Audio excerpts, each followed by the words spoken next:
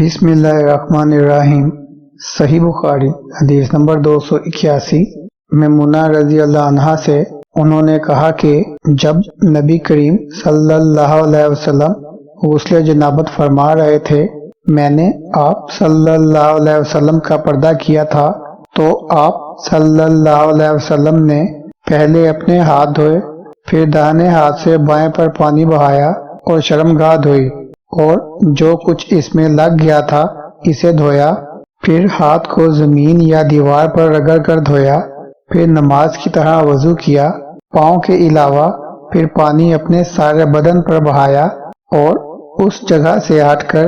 دونوں قدموں کو دھویا۔ اس حدیث میں ابو عوانہ اور محمد بن فضیل نے بھی پردے کا ذکر کیا ہے۔ اللهم صل على محمد وعلى آل محمد كما صليت على إبراهيم وعلى آل إبراهيم إنك حميد مجيد اللهم بارك على محمد وعلى آل محمد